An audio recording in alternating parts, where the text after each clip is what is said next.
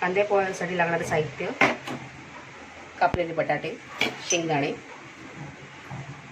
कोथिंबीर, थोडासा टॅमॅटो पाव, कढीपत्त्याची पानं, मिरची, एक मीडियम साईज कांदा, लिंबू, जिरं, राई आणि हळद आणि मीठ.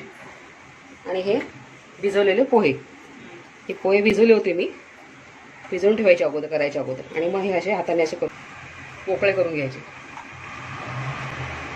मोकळे करून घेतल्यावर याच्यामध्ये मीठ आणि हळद टाकून घ्यायचं.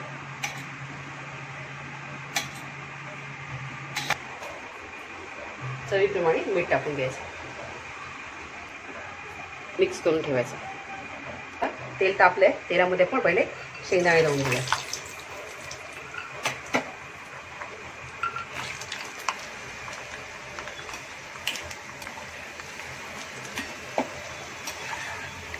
तळून झाले की हे पोळ्याच्या भांड्यातच काढून घ्यायचे. आता हे बटाटे आहेत ते तळून घ्यायचे.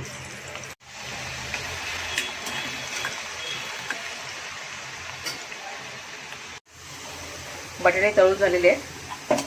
आता ते असे निथळून, तेल निथळून काढून घ्यायचे.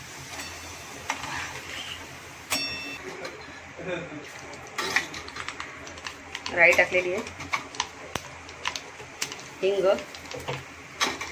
अगदी थोडंसं जिरं.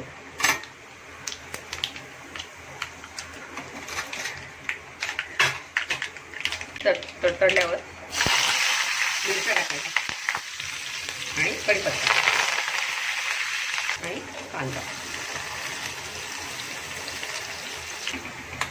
आता कांदा परतलाय, आधा टोमॅटो टाकायचा.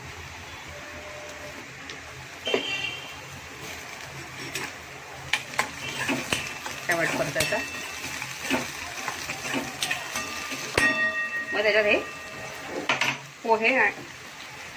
पोहे, हळद सगळं घालायचं थोडं थोडं करत.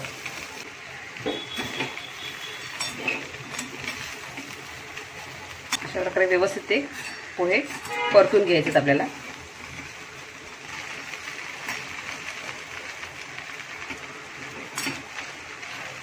कांदे पोहे तयार झालेले आहेत. त्याच्यावरती आता कोथिंबीर टाकायची